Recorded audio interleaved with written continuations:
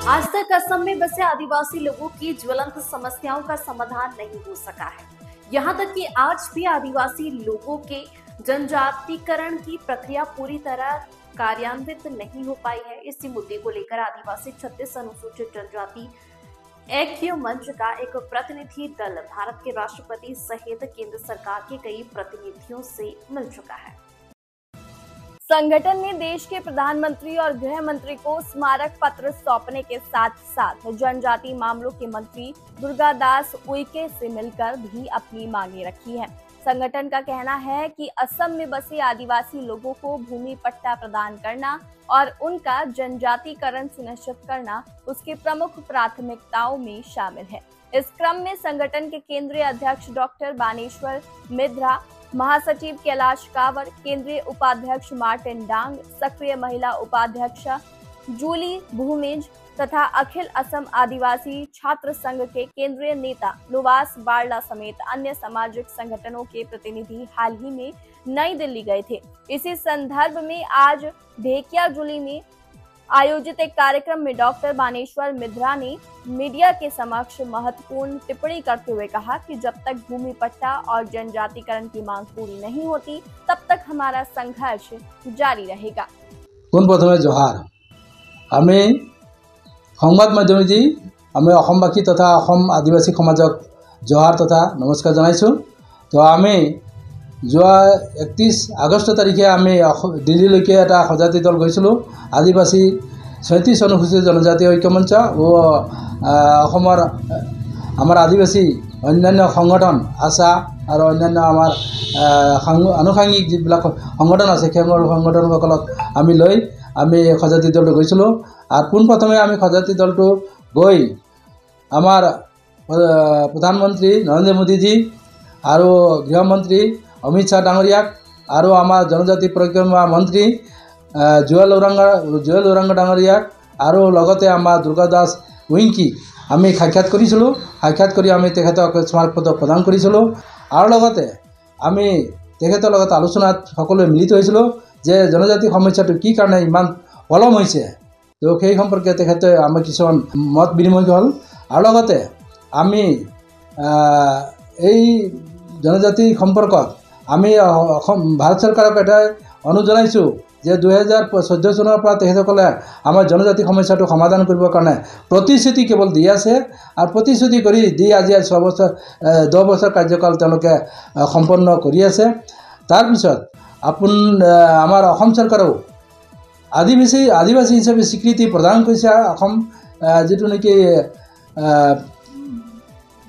शांति आदिवासी शांति जो चुक्ति হৈছিল সেই চুক্তিৰ মাজেদি आदिवासी स्वीकृति যদি प्रदान কৰিছিল प्रदान কৰাৰ পিছতো আজিলৈকে এই সমস্যাটোক তেনেভাৱে পেলাই ৰাখিছে।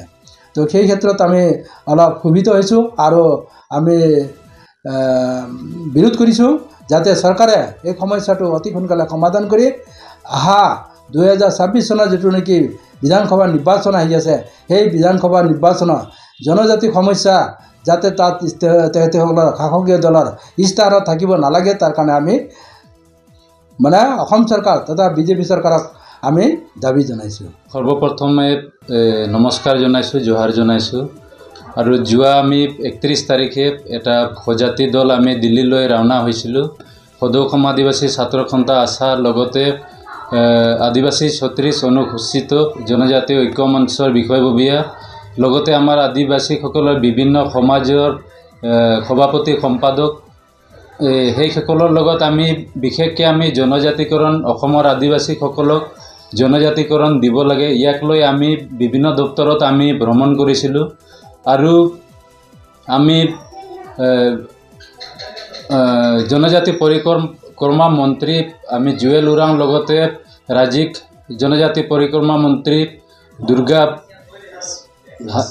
दुर्गादास उइके डांगरियाक आमी लग धरिছিলোঁ। लगते आमार राष्ट्रीय जनजाति आमार आयोगर जी अध्यक्ष आछे चेयरमैन आछे तेखेतসকলৰ লগত आमी आलोचनात मिलित হৈছিলোঁ और जनजाति सम्पर्के एतिया की पर्याय आछे সেই বিষয়ে আমি আলাপ আলোচনা কৰিছিলোঁ।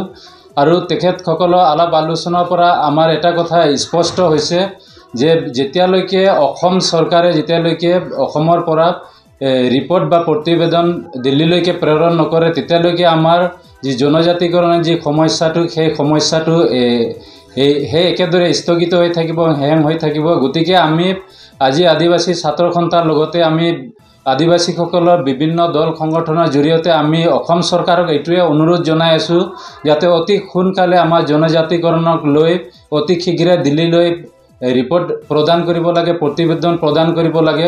যিহেতু 2019 চনৰ পৰা আমাৰ যিখন বিল ৰাজ্যসভাত ইতিমধ্যে পেণ্ডিং হৈ আছে আৰু তাক লৈ আমি চিন্তিত আছোঁ। যিহেতু আমি বহুত দিনৰ পৰা আমি সংগ্ৰাম কৰি আছোঁ আদিবাসীসকলৰ জনজাতিকৰণৰ ক্ষেত্ৰত আৰু বহুতবাৰ আমাক কেৱল নিৰ্বাচনৰ আগতহে প্ৰতিশ্ৰুতি প্ৰদান কৰা হয়। নিৰ্বাচনৰ সময়ত কিছু জনজাতিকৰণৰ কাম হয়, তাৰপিছত নিৰ্বাচন শেষ হৈ যোৱাৰ লগে লগে জনজাতিকৰণৰ যি সমস্যা সেই সমস্যাটো পেণ্ডিং হৈ থাকে বা তাৰ ওপৰত কোনো ধৰণৰ কথা বতৰা নহয়। গতিকে আমি এইবাৰ আদিবাসী ছাত্ৰ সন্থাৰ লগতে অসমৰ সকলো আদিবাসী জাতি জনগোষ্ঠীয়ে আমি সিদ্ধান্ত গ্ৰহণ কৰিছোঁ যে অতি শীঘ্ৰে আমাক জনজাতিকৰণৰ সমস্যাটো সমাধান কৰিব লাগে।